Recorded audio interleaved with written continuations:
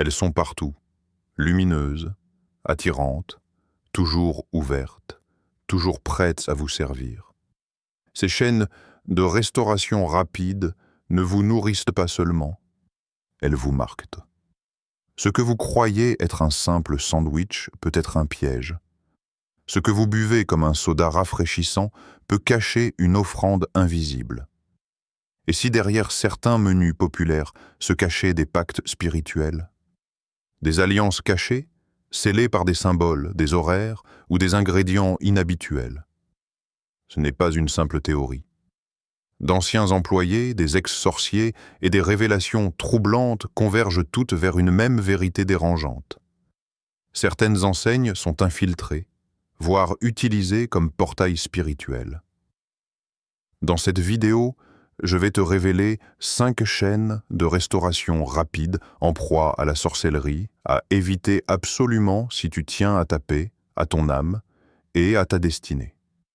Mais attention, cette liste va peut-être bouleverser tes habitudes. Et c'est justement le but. McDonald's, l'hôtel de l'impatience. Il y a des symboles que l'on voit si souvent qu'ils deviennent invisibles. Les 2 arches dorées de McDonald's ne sont plus qu'un repère visuel, une promesse silencieuse de satiété rapide. Mais depuis quand un repas, préparé en moins de 3 minutes, est-il devenu plus rassurant qu'une prière qui demande 10? Ce n'est pas juste une enseigne. C'est une habitude profondément ancrée dans l'esprit collectif, un rite moderne répété par des millions chaque jour. Les voitures font la file comme à un pèlerinage païen, les portières s'ouvrent, les commandes s'enchaînent, les sachets sont distribués avec le sourire, et derrière tout cela, une prière muette se réalise. Donne-moi maintenant. Le vrai produit que vend McDonald's n'est pas un burger. C'est une fine philosophie. Une doctrine emballée dans du papier jaune et rouge. La satisfaction immédiate est un droit. Chaque bouchée te dit « Tu n'as pas à attendre ». Chaque boisson sucrée te murmure « Le confort est ta priorité ». Chaque publicité te répète « Tu mérites mieux, tout de suite ». Mais ce tout de suite a un coût. L'impatience n'est pas seulement un défaut de caractère. C'est un virus qui ronge la foi. L'impatience t'enseigne à mépriser les saisons de silence. Elle transforme l'attente en supplice et rend Dieu étranger dans les moments lents.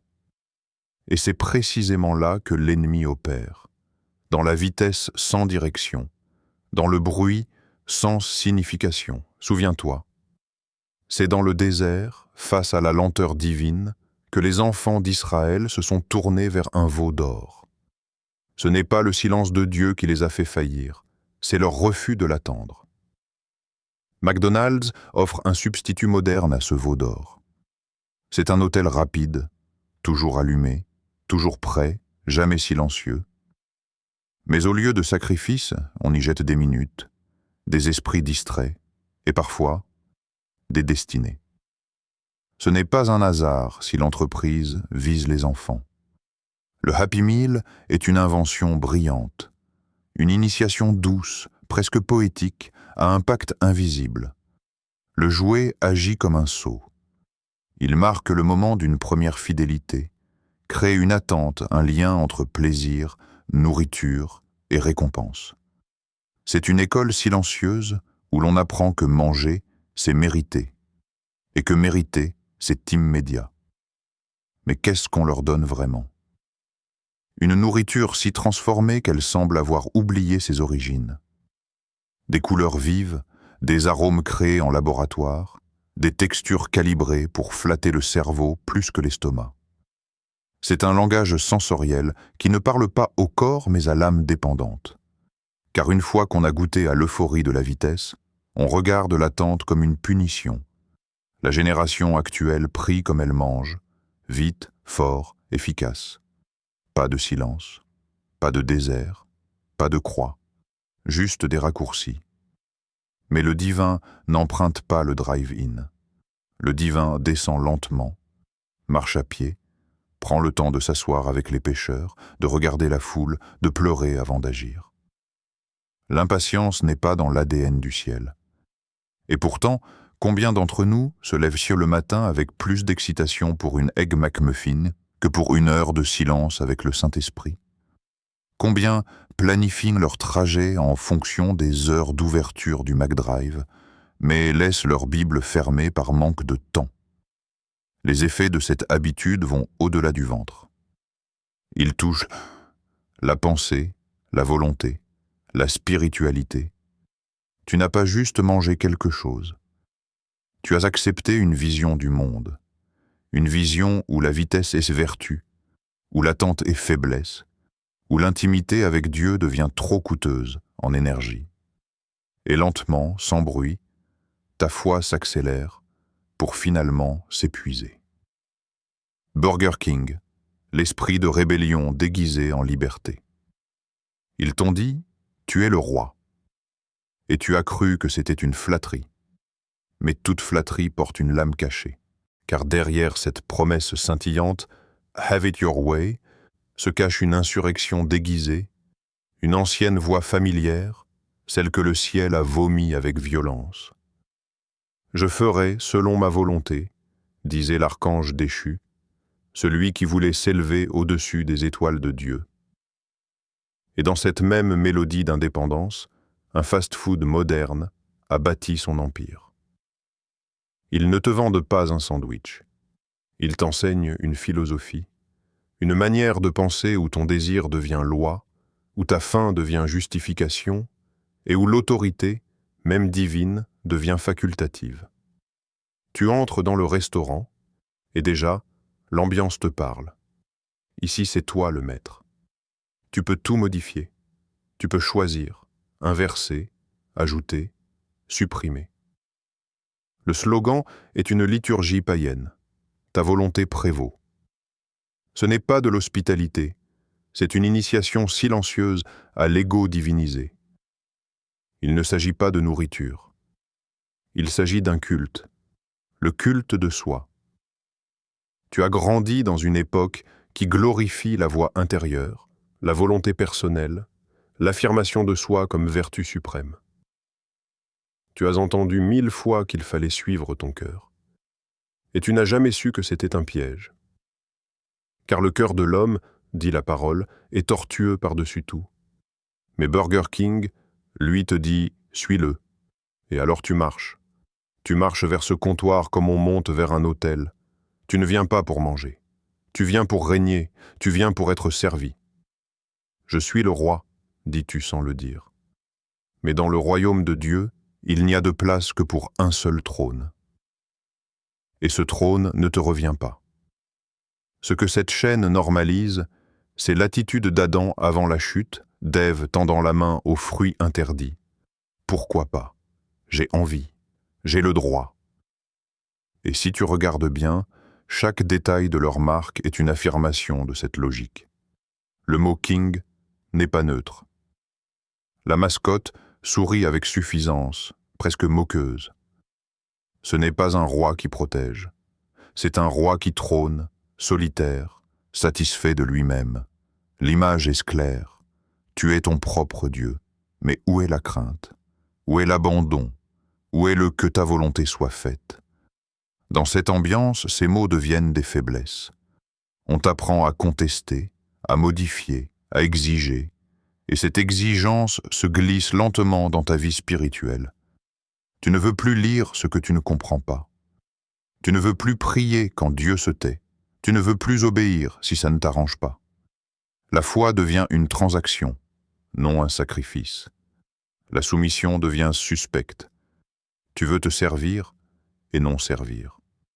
Light, le poison. Et ce poison a un goût délicieux, n'est-ce pas? C'est pour cela qu'il est si dangereux. Il s'habille de liberté, mais il enchaîne. Il parle d'expression, mais il enseigne la rébellion. Il te dit « fais-le à ta manière », tout en te rendant incapable de faire autrement. Car plus tu vis pour ta propre volonté, plus tu t'éloignes de celle du Père. La nourriture elle-même devient une communion inversée. Chaque bouchée est un amen à ton propre nom. Tu t'agenouilles devant ton envie et tu t'en nourris avec assurance. Mais as-tu remarqué? Cette assurance devient lourde. L'ego devient exigeant. Plus tu te sers, plus tu as faim. Et ce que tu nourris en toi finit par t'avaler. Le roi des rois n'appelle pas des souverains. Il appelle des serviteurs. Il ne cherche pas des volontés fortes, mais des cœurs brisés. Il ne couronne pas l'orgueilleux, il l'abat. Alors tu dois choisir. Qui régnera sur toi? Toi-même ou celui qui a porté une couronne d'épines? 3. Starbucks, l'enchantement dans un gobelet. Elle t'observe. Silencieuse, figée, tressée dans le vert sombre d'un emblème familier. 2 queues, 2 bras, une chevelure ondulant comme les vagues qui ont englouti des royaumes. Elle ne parle pas. Et pourtant, elle t'appelle. La sirène de Starbucks n'est pas qu'un logo. C'est un signe ancien, un totem. Son origine est païenne, mythologique, redessinée pour plaire à l'œil moderne, mais ses racines plongent dans des eaux troubles, là où les marins jadis perdaient la raison. Là où le chant ne venait pas de la gorge, mais de l'abîme. Pourquoi une créature conçue pour ensorceler les voyageurs, pour les détourner de leur cap, est-elle l'image d'un café? Pourquoi, sur chaque gobelet, chaque sachet, chaque devanture vitrée, ce visage calme et détaché nous regarde-t-il alors que nous cherchons simplement à commencer notre journée? Parce que ce n'est pas un café qu'on nous vend. C'est un rituel. Tout est cérémonial. L'ambiance tamisée. Les noms exotiques prononcés comme des formules magiques. Les tailles de boissons qui ne disent jamais ce qu'elles sont. Venti, grande, tolle. Comme si comprendre était un privilège. Le bruit doux de la machine à espresso. La vapeur qui s'élève comme une offrande. Le comptoir devient un autel. Le serveur. Un prêtre en tablier vert. Et toi, un fidèle. Ce n'est pas ta boisson que tu réclames. C'est ton injection matinale de pouvoir, ta potion d'ancrage, ton élixir de contrôle. Tu n'as pas besoin d'un simple café, tu as besoin de celui-là. Celui avec la sirène. Mais pourquoi? Qu'a-t-elle mis dans ce breuvage pour qu'il remplace la prière? Pour que ton esprit s'éveille seulement après avoir bu? Pour que ta mauvaise humeur se dissipe seulement une fois l'arôme en bouche? Que s'est-il passé pour que ce liquide brun ait plus d'autorité sur ton humeur que le Saint-Esprit? Elle t'a séduit. Elle ne t'a pas mené vers une chute brutale, ce serait trop évident. Elle t'a pris par le confort, le style, l'élégance, la sophistication. Elle a décoré l'idolâtrie d'un manteau moderne. Elle t'a donné une addiction respectable, une dépendance bien emballée. Et chaque matin, tu répètes le rite. Un gobelet orné de son image entre dans ta maison, dans ta voiture, sur ta table de travail. Tu poses ce symbole sur tes cahiers de prière. Tu tiens dans ta main une représentation que Dieu t'a expressément interdit de graver ou de porter. Une figure venue des profondeurs, une créature sculptée pour détourner les cœurs. Et le plus tragique, tu l'as fait sans y penser. Tu n'as pas bu de poison, tu as bu un accord. Tu n'as pas consommé un café, tu as répété une soumission invisible. Car ce n'est pas la boisson qui t'a transformé, mais l'image qu'elle porte. Regarde-la bien. Son regard vide, sa bouche qui ne parle pas, ses bras levés, ouverts, comme pour recevoir ou engloutir. Ce n'est pas une muse, c'est une matrice, une sirène sans voix qui a volé la tienne. Et lentement, tes pensées se noient. Tu ne rêves plus comme avant. Tu ne médites plus. Tu es nerveux sans ta dose. Irritable, un peu vide. Tu souris en plaisantant sur ton addiction, mais à l'intérieur, tu sais que quelque chose t'a conquis. Tu n'as plus besoin de foi pour te sentir en sécurité, juste d'un latte bien chaud. Et si c'était cela, le vrai charme? Un sort qui ne fait pas de bruit, mais qui détourne doucement ta soif spirituelle vers une autre source. 3. KFC, le banquet de la chair. Ils ont fait frire la tentation, l'ont doré, croustillé, huilé, et couronné d'un slogan qui en dit plus long qu'il ne le voudrait. So good you'll lick your fingers. Ce n'est pas une promesse de goût. C'est une invitation à s'abandonner. Une célébration du plaisir au point de ne plus pouvoir se contenir. Pas une bouchée ne se prend sans que le corps entier n'y soit convoqué, la langue, les mains, les yeux. Ce n'est pas un repas. C'est un acte charnel. Et l'esprit soupire. Chaque morceau est calibré pour provoquer une réponse sensorielle maximale. L'odeur, la texture, le sel, les épices, tout est pensé pour que l'esprit se retire en silence, pendant que la chair se lève en maître. Tu ne te nourris pas, tu te livres. Tu ne remplis pas un besoin, tu l'adores. C'est une offrande, inversée. Le marketing ne vend pas du poulet. Il vend l'idée que la maîtrise de soi est inutile, voire ridicule. Que si ça fait du bien, c'est que ça vient d'en haut. Et pourtant, dans ce festin, rien ne vient du ciel. Tout est de la terre, de la poussière, de la graisse et de l'oubli. Car pendant que ta bouche jubile, ton âme, elle, s'endort. Ce slogan est peut-être l'un des plus honnêtes jamais conçus. Il ne cache rien. Il ne prétend pas à la santé, à l'équilibre, à la sagesse. Il dit « Tu ne pourras pas t'empêcher. Tu vas t'abandonner. Et tu vas aimer ça. » Mais celui qui ne peut s'empêcher de lécher ses doigts ne pourra pas lever les mains vers Dieu. Ce n'est pas la nourriture qui est péché. C'est l'intention derrière, le design, la dévotion qu'elle exige, le comportement qu'elle installe, l'excès. Car l'ennemi ne s'attaque pas d'abord à ta foi par la persécution ou le doute. Il commence par le confort. Il affaiblit ta vigilance en t'offrant une satisfaction plus accessible que la paix intérieure. Et KFC, avec son seau rouge comme une coupe sacrificielle, est devenu l'un de ses temples. Tu manges debout ou affalé. Tu n'as pas besoin de couvert, car la dignité n'a pas sa place ici. Il faut que ça colle, que ça coule, que ça pénètre. C'est une liturgie de la chair. Chaque bruit de mastication devient une prière profane. Chaque paquet, jeter une offrande consommée. Mais ce que tu ne vois pas, c'est l'échange. Tu offres ton contrôle, ta retenue, ta clarté. Et en retour, tu reçois un pic de plaisir, suivi d'une lourdeur, une lenteur de pensée, une gêne dans l'esprit. Tu penses avoir mangé quelque chose, mais c'est toi qui as été consommé. Souviens-toi d'Ésaü. Il rentrait du champ, affamé, exténué, et sentant l'odeur du plat chaud. Il a regardé son droit d'aînesse, son héritage, sa promesse divine, et il l'a vendu. Pourquoi? Un ragoût, une satisfaction immédiate, une libération éphémère. Il n'a pas été trompé. Il a été dominé par son ventre. Et c'est là le piège.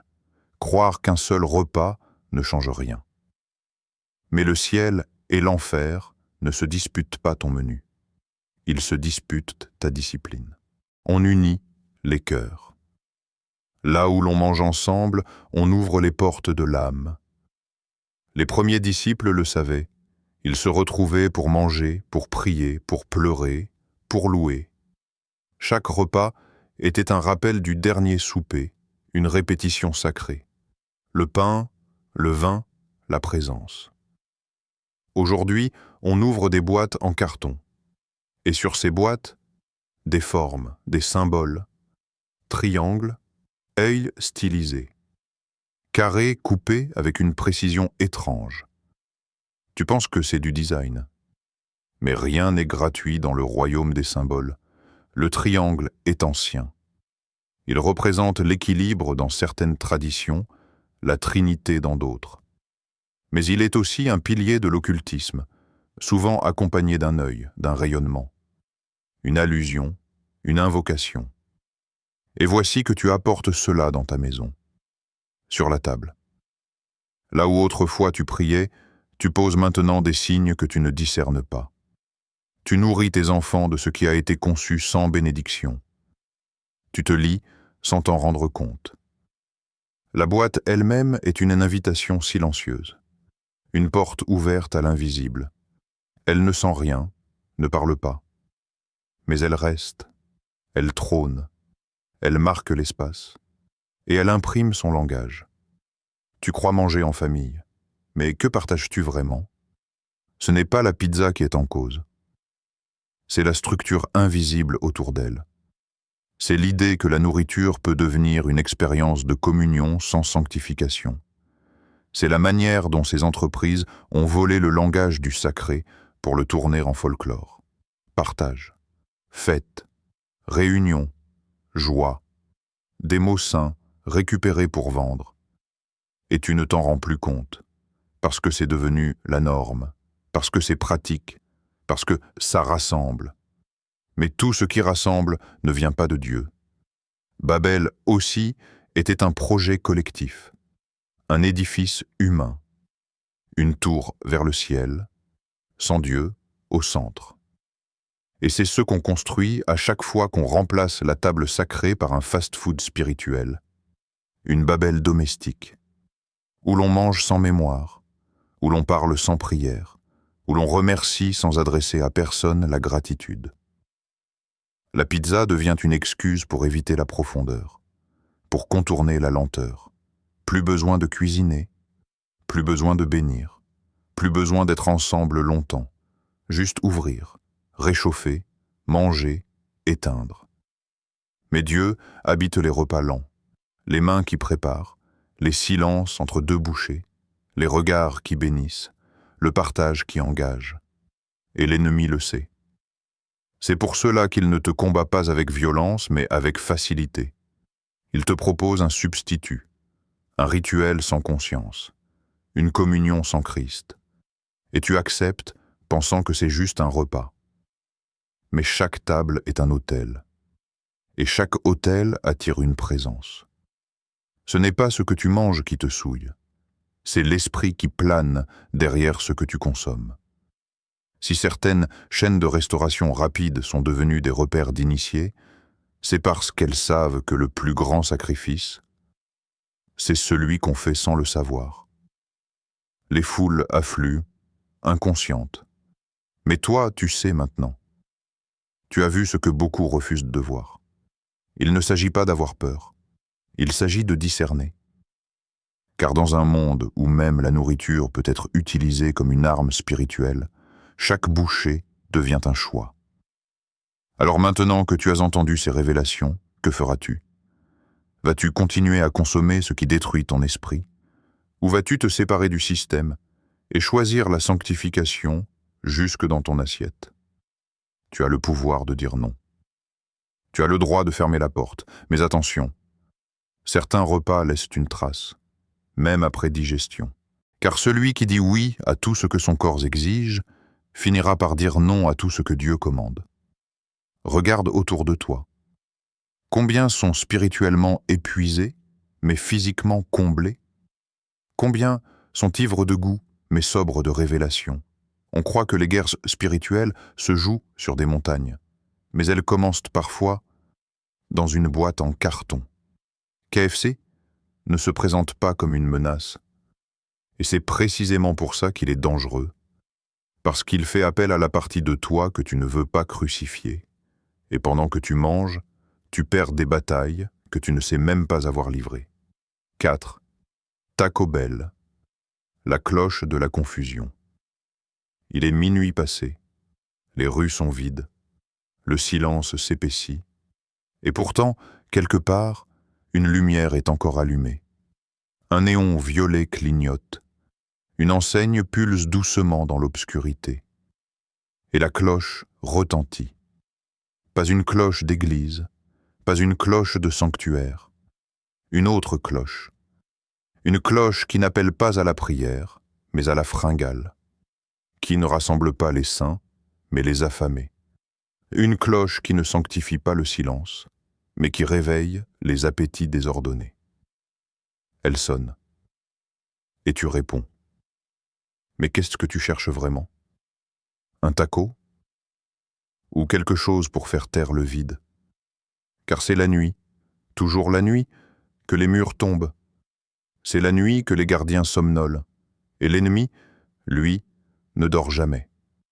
Il attend que la vigilance baisse, que la fatigue altère le discernement, que les fringales deviennent des votes spirituels. Le menu te regarde. Il n'a aucun sens. Crunch Wrap, Quesarito, Nacho Fries, Baja Blast. Tu lis. Tu ne comprends pas. Tu choisis au hasard. Tu commandes comme on jette des dés. Et la confusion s'installe. Doucement. Silencieusement. Ce n'est pas de la nourriture. C'est une langue étrangère. Un langage de l'absurde. Une recette pour désorienter. Mais il y a une logique à cette absurdité, une intention dans le chaos. Le son de la cloche, dans les traditions anciennes, n'était jamais innocent. Il marquait l'ouverture d'un rite, l'entrée dans un autre état. Il déchirait le réel pour permettre à l'invisible de passer. Et ici, à chaque publicité, chaque jingle sonore, chaque tintement récurrent, c'est une porte qu'on pousse, un seuil qu'on franchit, inconsciemment. Il t'appelle, pas seulement avec des offres, mais avec des fréquences, avec une ambiance, avec une promesse voilée. Viens, ici, il n'y a pas de règles. Seulement ce que tu ressens, seulement ce que tu veux maintenant. Tu commandes, tu attends. Et sans t'en rendre compte, tu es déjà dans un autre espace. Tu es en voiture, seul. Tu es dans ta chambre, lumière bleue. Tu es assis sur un banc public, la boîte chaude sur les genoux. Et tu ne sais pas vraiment pourquoi tu es là, ni même ce que tu manges. Tu veux juste éteindre quelque chose. Et c'est exactement ce que veut l'esprit derrière cette cloche. Étouffer la clarté. Assourdir la conviction. Remplacer la certitude par le flou. La confusion n'est jamais venue de Dieu, elle n'est pas une faiblesse de l'intelligence. Elle est une stratégie spirituelle, une brume déposée sur les cœurs pour que l'on ne distingue plus la lumière. Un bruit qui couvre la voie du ciel. Et Taco Bell prospère là-dessus. Sur l'ambiguïté, sur l'indifférence, leur mascotte n'est pas un chef. Leur esthétique n'est pas familière. Le lieu ne ressemble pas à un foyer. Tout semble artificiel, décalé, semi-irréel. Et pourtant, des milliers y viennent chaque nuit, poussés non par la faim, mais par le besoin d'oublier, de repousser la solitude, de retarder le silence. Mais le silence n'est pas l'ennemi, c'est l'endroit où Dieu parle. Alors pourquoi fuir vers une cloche qui ne mène nulle part? Pourquoi t'asseoir à une table instable, construite sur l'absurde et le compromis? Pourquoi nourrir ton corps d'aliments qui n'ont même plus de nom, ni de forme identifiable, quand ton âme crie pour de la vérité? Il y a des endroits où l'on mange, et il y a des endroits où on se perd. Taco Bell ne vend pas seulement des repas.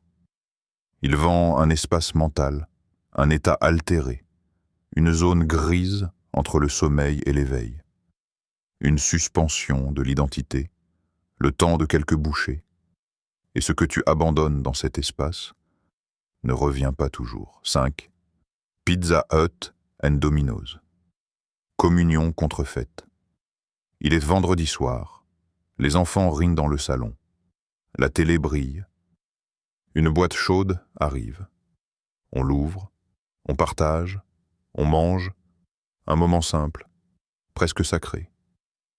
Et pourtant, quelque chose a changé. Car la table n'a plus d'autel. Le pain n'est plus béni. Le partage n'a plus de prière.